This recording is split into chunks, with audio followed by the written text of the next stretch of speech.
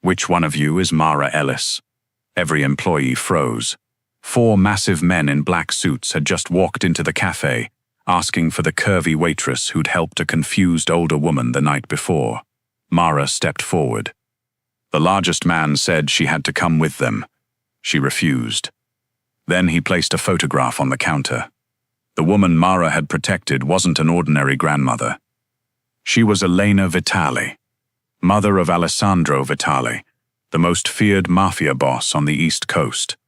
And Alessandro wanted Mara brought to him immediately.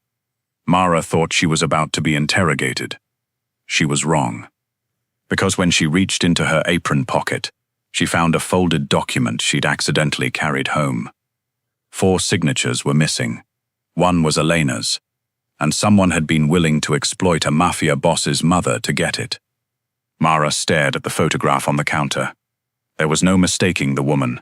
Same elegant silver hair, same pearl earrings, same intelligent eyes that, for one frightening hour the night before, had struggled to make sense of where she was.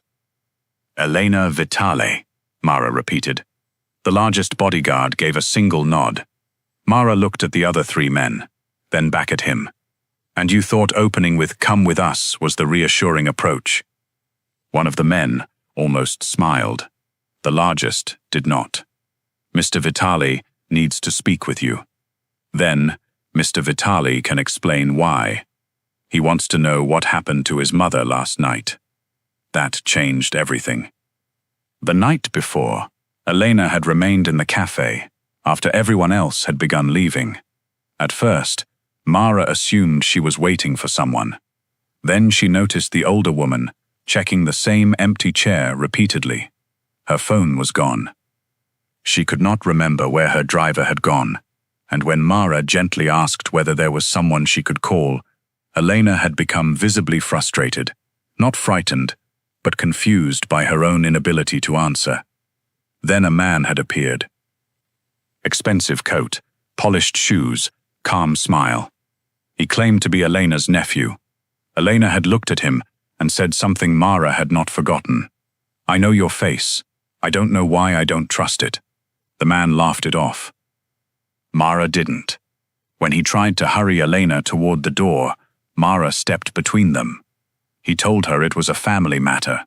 Mara told him family members usually knew enough about their relatives to answer basic questions. He became less polite after that. So did Mara. She called the authorities. The man disappeared before they arrived.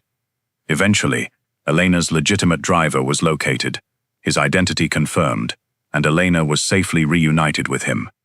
Mara had gone home believing she had simply helped a vulnerable woman through a bad night.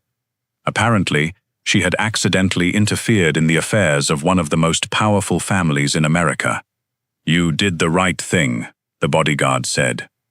"Good, because for a minute, the 4-man intimidation committee had me confused." This time, someone definitely coughed to hide a laugh. The large man exhaled slowly. "Ms. Ellis, no one is here to hurt you." That sentence would be more convincing if there weren't 4 of you. "Mrs. Vitali specifically asked for you." Mara hesitated. "Elena asked?" "Yes." That mattered. Mara untied her apron. "Fine, but I'm telling my manager where I'm going." "Of course. And I keep my phone." "Yes. And if anybody says, 'Get in the trunk,' I'm reconsidering." The bodyguard finally looked almost offended. "We have a car. I assumed the Mafia had upgraded." Silence. Mara winced. "Was I not supposed to say Mafia?" No one answered. "Right. Excellent start." She folded her apron over one arm, and something crackled inside the pocket. Mara frowned. She reached in. Her fingers closed around several folded sheets of paper. For a second, she simply stared. Then memory struck. The man from last night.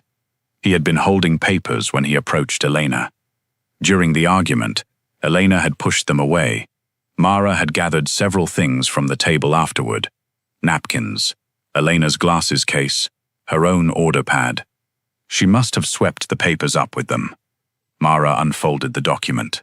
Dense legal language covered the pages. Near the bottom were several signature lines. 4 were blank.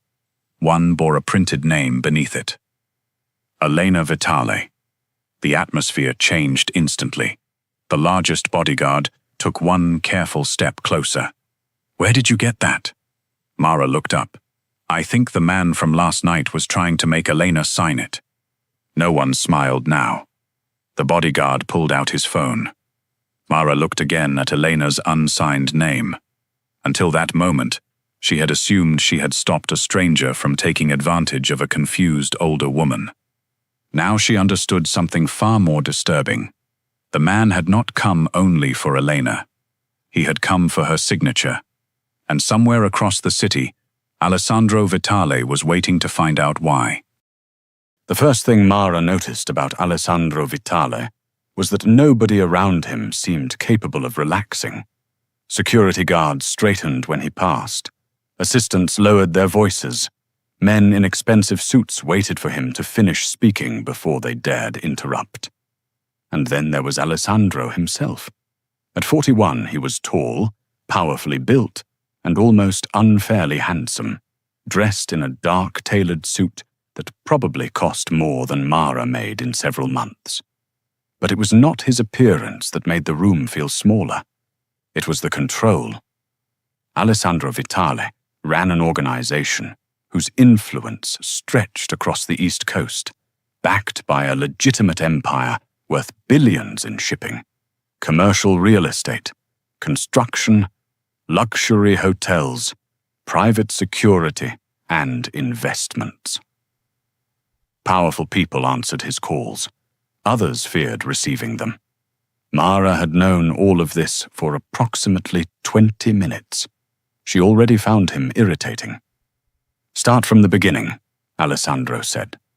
Mara sat across from him at a long table. "I already did. I want to hear it from you. You have 4 men who apparently specialize in collecting cafe workers. Didn't they brief you?" One of the bodyguards looked carefully at the floor. Alessandro did not smile. "My mother was medically vulnerable last night. A man approached her under false pretenses. I need precision." Mara's humor disappeared. "Then ask me questions. Don't talk to me like I'm the suspect." His gaze sharpened. "I haven't decided what you are yet." That did it. Mara leaned back.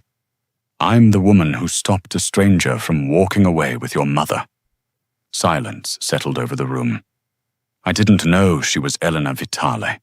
I didn't know you existed until 4 refrigerators in suits arrived at my workplace this morning." One bodyguard coughed. Alessandro glanced toward him. The coughing stopped immediately. Mara continued. "If I'd wanted something from your family, Mr. Vitale, I had a strange way of showing it. I called the police." For the first time, something shifted in Alessandro's expression. Not warmth, recognition. "Tell me about the man." Mara did.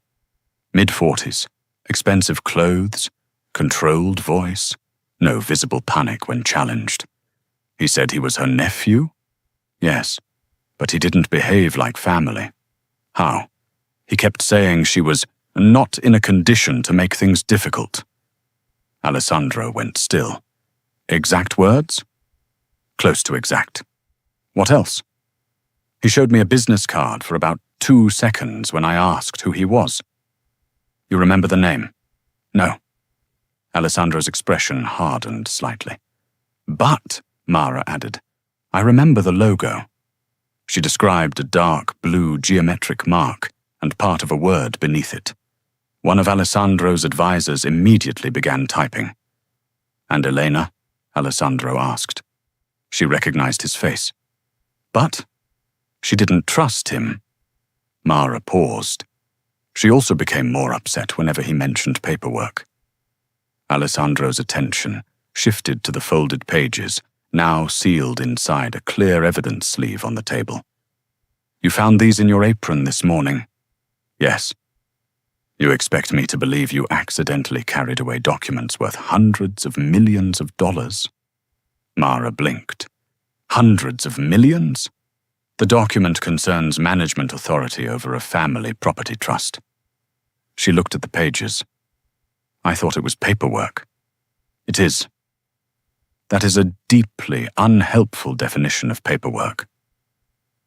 A faint sound came from behind Alessandro. One of his men had failed to suppress a laugh. Alessandro ignored him.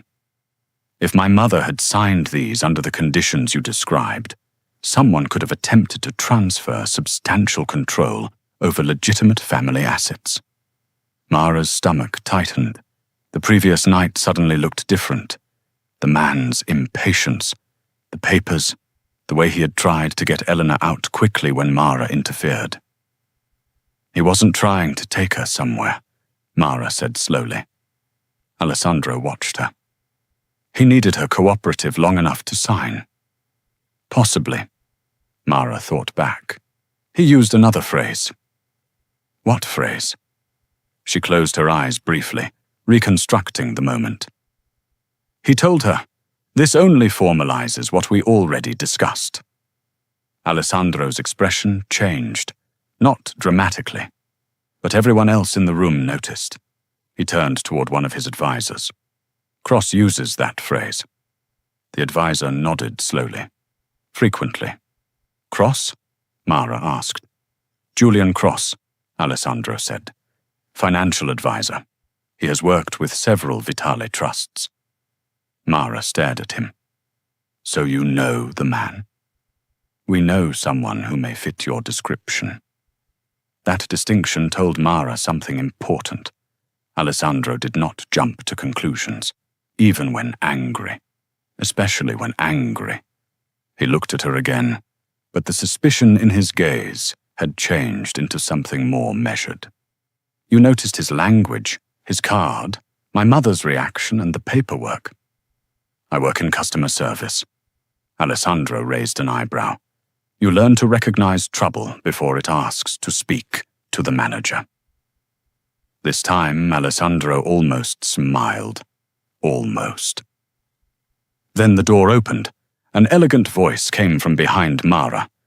Alessandro, have you finished interrogating the woman who saved your mother? Mara turned. Elena Vitale stood in the doorway, perfectly composed and visibly annoyed with her son. Alessandro stood. Mother. The change in him was subtle, but Mara caught it immediately. The feared Mafia Boss, who had questioned her like a federal investigator, suddenly looked like a son who already knew he was about to lose an argument. Elena walked directly past him. Mara. Before Mara could stand completely, Elena took both her hands. You stayed with me. You were having a bad night. I was confused, frightened, missing my phone, and apparently being stalked by fraudulent paperwork. You may call it a bad night. I call it a disaster with excellent coffee. Mara laughed, despite herself. Elena smiled. There. Much better. Everyone in this house has been looking at me as if I might shatter. Your son doesn't look worried. Oh, Alessandro always looks like that. Mother. He practiced as a child. Mara made the mistake of looking at Alessandro. His expression remained perfectly controlled, which somehow made it funnier. Elena turned to him. Have you thanked her? I was gathering information. That means no. I intended to. When? When the interrogation ended, Mara suggested. Elena looked delighted. Alessandro slowly sat down again. Please, he said, both of you continue. Elena did. She insisted Mara stay for breakfast. Mara explained that she had already eaten. Elena responded that coffee did not count as breakfast. Mara said there had also been a muffin. Elena looked personally offended. 10 minutes later, Mara found herself at a table large enough to seat a diplomatic delegation, eating eggs she had never requested. Alessandro sat across from her, reviewing copies of the trust documents with 2 advisors. Mara tried not to look. She failed. One number caught her attention, then another. She frowned. Alessandro noticed. What? Nothing. You're staring at the document. I'm trying not to. You're doing poorly. Mara put down her fork. Can I ask something potentially stupid? One of my advisors charged $1,200 an hour to ask 3 this morning. Go ahead. Mara pointed toward 2 pages. Why is that property worth $186 million here and $214 million here? The room became quiet. One advisor leaned forward. What? Mara immediately regretted speaking. I'm probably misunderstanding it. She pointed again. This schedule lists the consolidated valuation at $186 million, but the authorization summary uses $214 million for what looks like the same property group. The advisor took the pages. They may be based on different valuation dates. That's what I thought, Mara said, but the effective date printed here is the same. Alessandro looked at his advisor. The man stopped talking. He began reading. Mara lifted both hands. Again, I make coffee for a living. Please do not reorganize a billion-dollar empire because I noticed 2 numbers. You study accounting? Elena asked. Bookkeeping and business administration. Online. Alessandro looked back at Mara. You didn't mention that. You asked whether I knew Julian Cross, not whether I had homework. Elena smiled into her tea. One of the advisors opened a laptop and began comparing records. Several minutes passed. Then his expression changed. She's right. Mara stopped chewing. The advisor turned the screen toward Alessandro. The underlying valuation schedule was altered in the authorization packet. Same effective date, different figure. What does that mean? Mara asked. It means, Alessandro said calmly, we now have another reason to examine every document Cross touched. Mara looked at the papers. I only noticed a mismatch.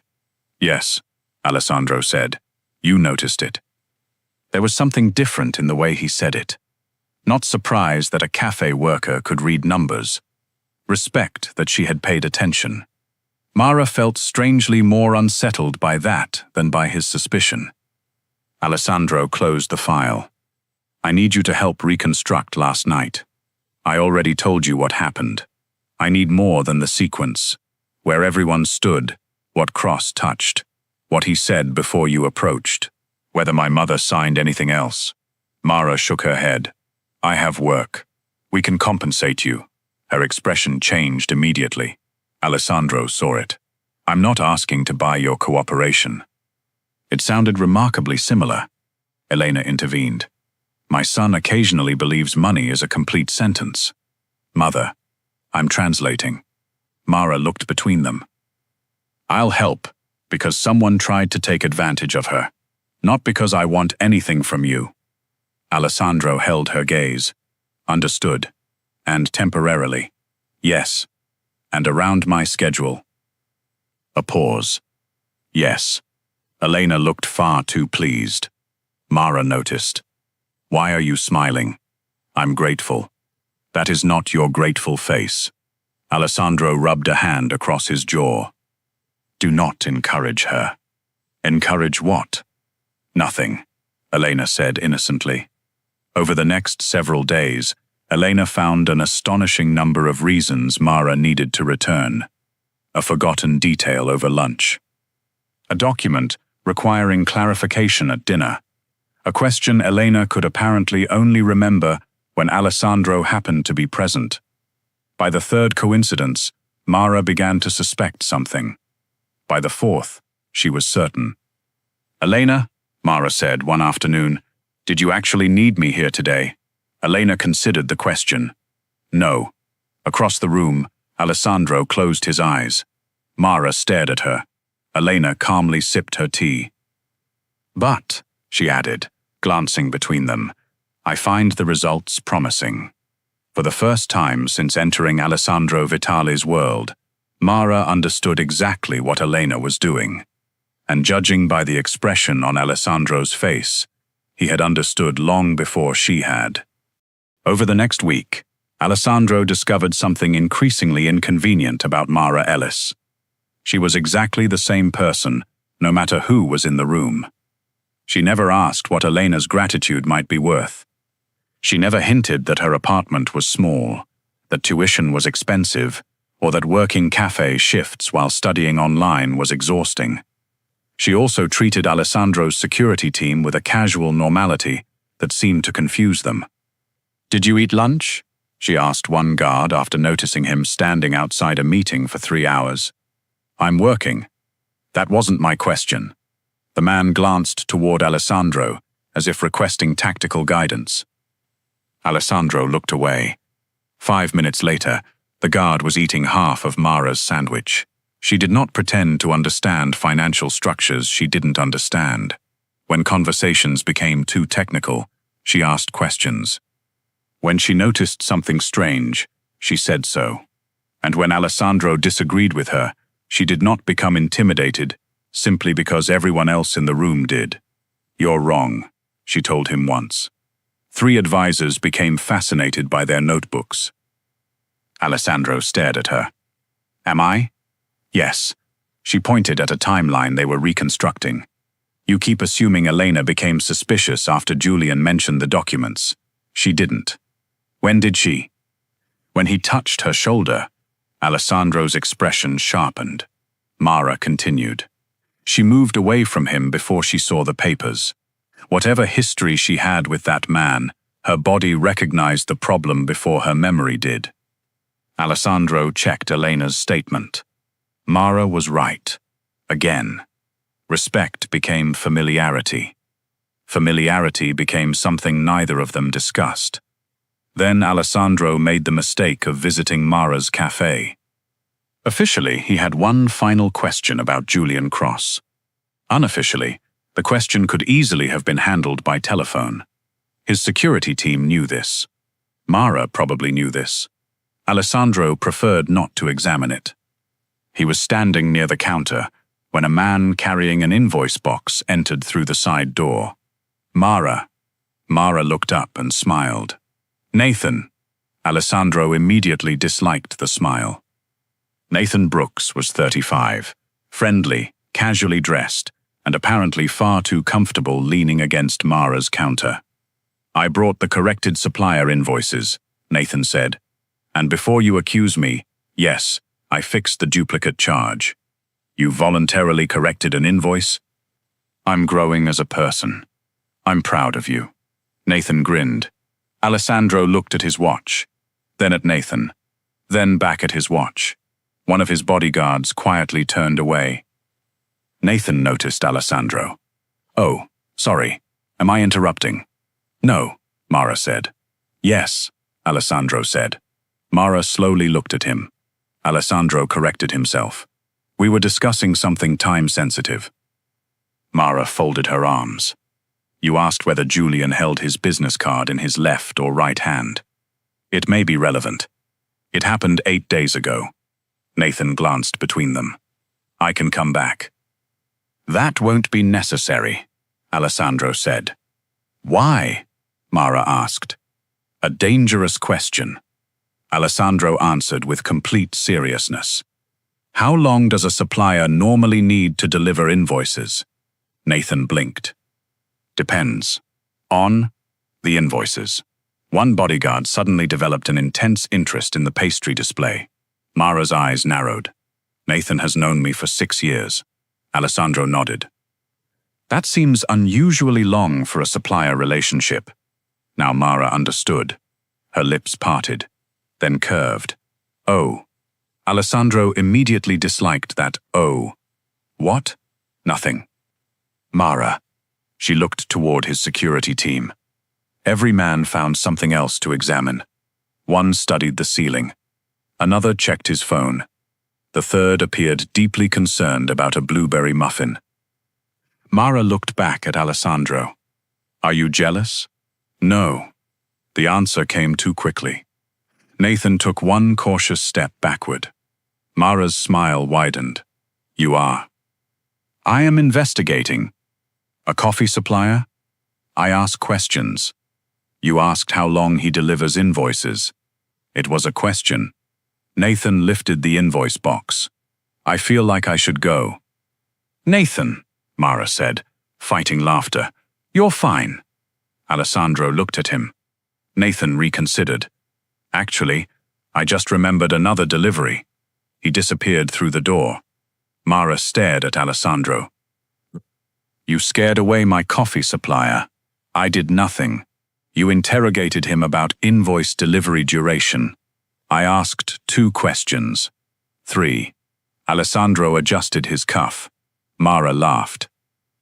Not politely, not nervously. She genuinely laughed at him. A man feared by criminals, obeyed by executives, and treated carefully by people with political influence, stood silently while a cafe worker found his jealousy hilarious. Strangely, he did not mind. What bothered him was how much he liked hearing her laugh. Mara's expression softened. For one quiet second, neither of them joked. Something had changed. The investigation had brought them together. But this moment had nothing to do with Elena. Nothing to do with Julian. Nothing to do with the document. Alessandro had come to the cafe because he wanted to see Mara. And judging by the way she was looking at him now, she knew it. Neither of them noticed the problem approaching.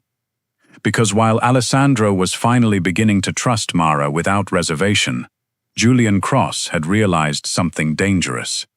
The cafe worker everyone had underestimated was now the one witness who could destroy him. And if he could not erase what Mara knew, he could make Alessandro question why she knew it. 3 days later, Mara walked into a formal meeting, believing she was there to answer one final question. She knew something was wrong before anyone spoke. The room held Alessandro, Elena, 2 attorneys, several financial advisors, and 3 people Mara had never met. No one offered her coffee. Considering Elena was present, that alone was alarming. Alessandro stood at the head of the table. "Mara, sit down," as she remained standing. What happened? One attorney placed a clear evidence sleeve on the table. Inside was a single page. Mara recognized the formatting immediately. It belonged to the trust document. "This page was recovered separately from the others," the attorney said. Mara frowned. "So? It contains provisions related to intermediary compensation. I don't know what that means." "It means someone involved in facilitating the transfer could receive payment." Mara looked at Alessandro. His face revealed nothing. Then another document appeared. A financial record. The attorney continued. "A payment was routed through 2 intermediary accounts to an account connected to an online education platform you use." Mara stared at him. "What?" The amount was $12,000. For several seconds, she genuinely thought she had misunderstood. "I have never received $12,000. The payment was credited against an account associated with your student profile. That is impossible." One of the advisors spoke carefully. "There is also the question of why one page of the original document was not returned with the others." Mara's stomach dropped. "You think I kept it? We are establishing facts." "No, you're establishing a story." Her gaze moved around the table. She understood the story immediately. A struggling cafe worker, a wealthy, confused older woman, a document worth hundreds of millions. A suspicious payment. Suddenly, kindness had become motive. One advisor cleared his throat. "It is possible the encounter with Mrs. Vitali was not accidental." Elena stood. "That is absurd." "Mother," Alessandro said quietly. "No, I will not sit here while people who were not there explain why the woman who protected me must secretly be a criminal." Mara barely heard her. She was watching Alessandro. "Do you believe this?" His silence lasted only a few seconds. It felt much longer. "I believe the evidence needs to be examined." Something inside Mara went cold. "That wasn't my question." Alessandro held her gaze. "I don't make decisions before I understand the facts." There it was. Not an accusation. Somehow, that hurt more. Mara nodded slowly. Of course. Mara, no. Investigate. Her voice remained calm. If you think I helped Elena because I wanted money, nothing I say in this room will fix that. I didn't say that. You didn't have to. She looked at the people around the table. Yesterday, some of them had praised her observational skills. Today, $12,000 had appeared on a screen, and suddenly her ordinary life looked suspicious. Her cafe job, her tuition, her financial struggles, all transformed into evidence of greed. Mara picked up her bag. Then Alessandro's eyes moved back to the financial record. Wait. Nobody moved. He took the document from the attorney. When was this payment initiated? Tuesday. Alessandro looked up. What time? The advisor checked his laptop. 11:43 in the morning. The room became silent. Mara frowned. Alessandro turned toward another advisor. When did my mother enter the cafe? Monday evening. And when did Mara call the police? Approximately 8:17 that night. Alessandro placed the financial record flat on the table. So, explain how Mara engineered an encounter for a payment that did not exist until more than 15 hours after she had already helped my mother. No one answered. His voice became colder. If this payment was her motive, why was it created after the act it was supposedly meant to purchase? The attorney immediately began examining the transaction chain. Another advisor opened the digital metadata attached to the trust records. Minutes passed. Then the answer began unraveling. The payment had not originated from Mara. It had been manufactured through an intermediary account linked to a consulting entity connected to Julian Cross. The missing page had been logged into a document archive after Mara had already surrendered everything found in her apron. She could not have kept a page that had never been in her possession. Alessandro looked around the table. Everyone who suggested Mara Ellis engineered my mother's vulnerability will correct the record now. Nobody hesitated. The accusations collapsed almost as quickly as they had formed. But Mara did not feel relieved. Alessandro turned to her. You were framed. I know. We can prove it. Good. Mara. She finally looked at him. He expected anger. He expected anger. What he saw was disappointment. You figured out the evidence was false, she said. That matters. A pause. But for a few minutes, you looked at me and wondered if everything I did had a price. Alessandro's jaw tightened. I had evidence in front of me, and you had me in front of you. That silenced him. Mara looked at Elena. Her expression softened. I'm glad you're safe. Elena stepped toward her. Mara, please. But Mara gently squeezed her hand. This isn't about you. Then she faced Alessandro one last time. I helped your mother when I thought she was just an older woman who needed someone to stay. Her voice never rose. I didn't know her last name. I didn't know she had money. I certainly didn't know she had a son who could summon 4 bodyguards before breakfast. No one smiled. That was the only evidence of my character you ever needed. Alessandro said nothing. Mara nodded. Finish your investigation. Then she walked out. No one tried to stop her, not even Alessandro. Especially Alessandro. Because for perhaps the first time in years, he understood that stopping someone and earning the right to have them stay were 2 entirely different kinds of power. And all the power he possessed could do nothing about the fact that Mara Ellis had chosen to leave.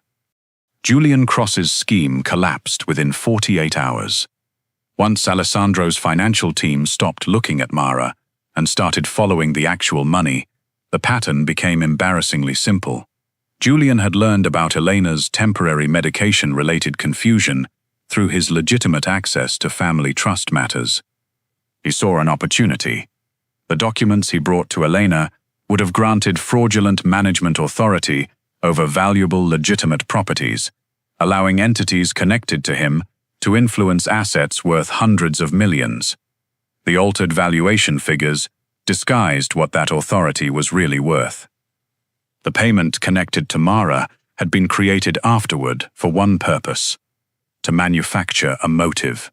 Julian had not planned some vast conspiracy.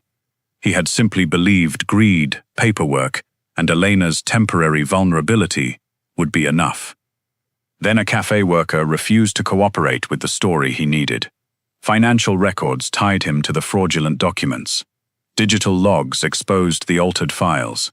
Security records supported Mara's timeline. The business card description she remembered connected him directly to the cafe encounter. By the end of the week, Julian Cross had been removed from every position connected to the Vitali trusts, and the evidence had been turned over through legal channels for prosecution. The problem was solved. Alessandro felt no satisfaction. He stood in his office, looking at a folder his assistant had prepared. Inside was an employment proposal. Senior Financial Operations Trainee. Excellent salary, full benefits, tuition assistance, a path into one of his legitimate companies after Mara completed her studies. On paper, it was an extraordinary opportunity. Alessandro stared at it for a long time. Then Elena walked in. She looked at the folder. "No, I didn't ask. You were going to. It's a legitimate position." "That makes it worse." Alessandro frowned. "How?"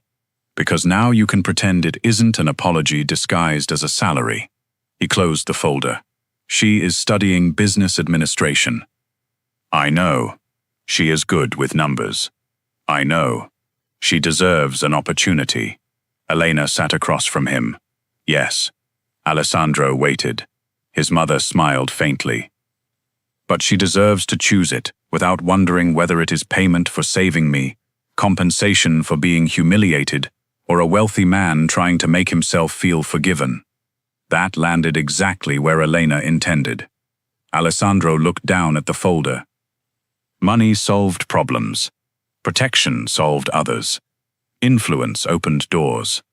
For most of his adult life, Alessandro had measured responsibility by what he could provide.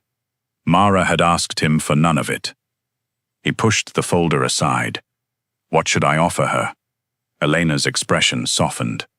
The truth. The following afternoon, Mara was wiping down a table when the cafe became strangely quiet. She looked toward the entrance.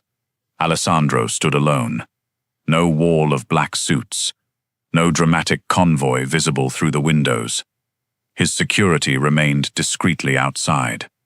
Mara straightened. "If you're here to question my coffee supplier again, he has legal representation now." Alessandro almost smiled. "I deserve that." Her humor faded when she realized how serious he was. "What do you want?" "To apologize." Mara said nothing. Alessandro did not move closer. "Julian Cross has been exposed. The evidence has been transferred to the appropriate authorities. Your name has been cleared completely. I heard." "That isn't why I came." She waited.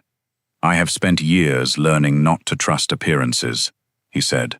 "People lie to me. They manipulate evidence. They say what they think I want to hear." Mara's expression hardened slightly. Alessandro caught himself. "That is an explanation." He paused. "Not an excuse." Something in her face changed. He continued. "When those records appeared, I did what I have trained myself to do. I investigated.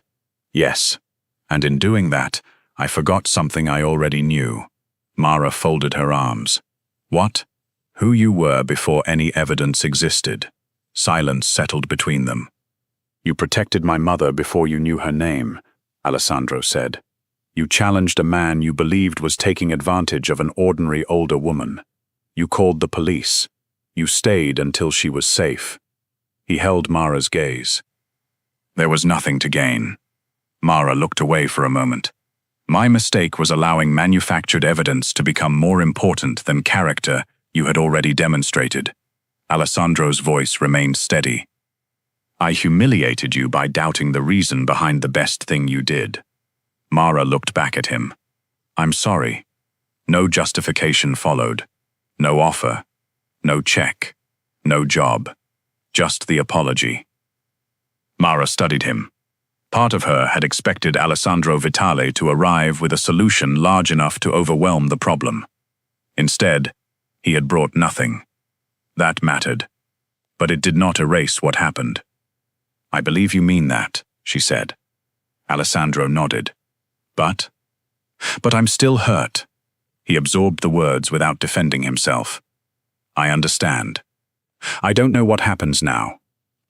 For a man accustomed to controlling outcomes, the answer was painfully simple. "You don't have to." Mara watched him carefully. "I need time." Everything in Alessandro's world had trained him to act, to negotiate, to persuade, to control uncertainty before uncertainty could control him. He did none of those things. "All right."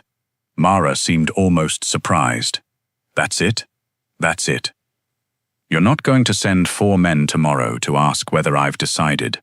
"No." 2. Mara. 1 very polite bodyguard. A reluctant smile appeared on his face. "No bodyguards." She almost smiled back. "Almost." Alessandro turned toward the door. "Take whatever time you need." Then he left.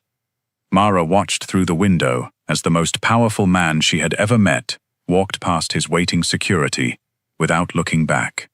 For once, Alessandro Vitale had encountered something he could not command, purchase, investigate, or protect into submission. Her choice.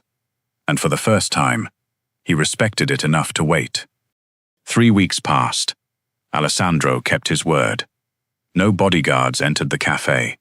No mysterious job offers appeared. No expensive gifts arrived with apologies disguised as generosity. Mara continued working, studying, and rebuilding the ordinary rhythm of her life. She completed an important stage of her business program with one of the highest scores in her class.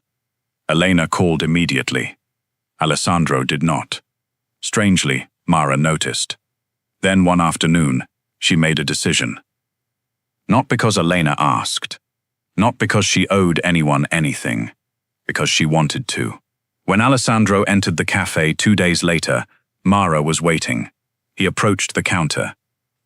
"I was told you wanted to see me." "I did." His expression remained carefully neutral. Mara almost smiled. "You look nervous. I control a multi-billion-dollar business network." That wasn't an answer. A pause. "Yes." She smiled. This time, fully, Alessandro's shoulders relaxed. "I'm still not interested in being rescued," Mara said. "I know. I don't want a job I didn't earn. I know. And if 4 bodyguards ever arrive at my workplace asking for me again, I'm charging you for emotional damages. That seems reasonable." "Good." Alessandro studied her. "Does this mean I'm forgiven?"